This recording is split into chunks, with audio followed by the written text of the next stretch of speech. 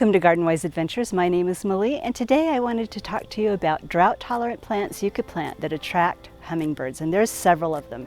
I live in Utah in Zone 6, and hummingbirds start arriving here around late May, or at least on my property in late May. Right now it's the beginning of September, and they're still here in full force, so I wanted to show you some of the plants that they love. Now, one of the plants that I was really surprised about were my zinnias. And as you can see in this video, it's a little bit fuzzy because I was far away, but the hummingbird seems to love the zinnias. And they actually have come, and I've seen them visit my snapdragons.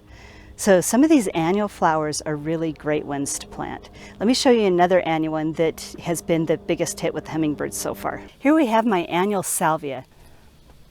And salvia have the perfect flowers for hummingbirds. They stick straight up so they can access them easily, as you can see in this video that I'm showing you. And they're tubular with lots of nectar, so the hummingbirds can fit their beaks right in there, and they absolutely love these flowers. Now, I planted these flowers straight across from my kitchen table, which is inside, and across from the cat tree, which is also inside, so the hummingbirds are safe from the cats. But the cats have no end of pleasure watching the hummingbirds buzz around these flowers. Now, the flowers that I've showed you so far are not necessarily drought tolerant. They're annual flowers, and they take quite a bit more water than my normal drought tolerant landscape. But you can have annual flowers in a drought tolerant landscape if you plant them in areas where they naturally get more water. If you have a lawn where the outside edges get a little bit more water, you could put annual flowers there. You could put them in your garden beds with your vegetables, and you can put them in pots like I have them in my green stock. I also have flowers in front of my house right next to my hose. It's a small area, and I can water that whenever they're dry. So annual flowers are a way to attract hummingbirds in a drought-tolerant landscape.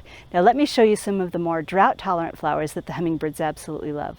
This beauty is a catmint. Now, this is a little low for hummingbirds if you have actual cats in the area. The cats can get to the hummingbirds while they're drinking from these flowers, but they are the tubular flowers. They are blue, and I've seen quite a few hummingbirds that love the catmint. They don't love it as much as the next one that I'm going to show you, though.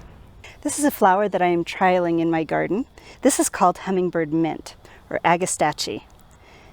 And the flowers are another perfect one for the hummingbirds. They're orange, they're long and tubular, they're a little bit higher up.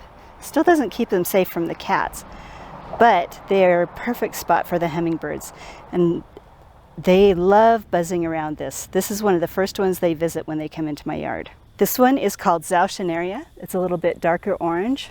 It's a lower growing plant, and the hummingbirds swarm these all summer long. These are a very long blooming plant. They started blooming in July, and they will bloom until the first frost kills them.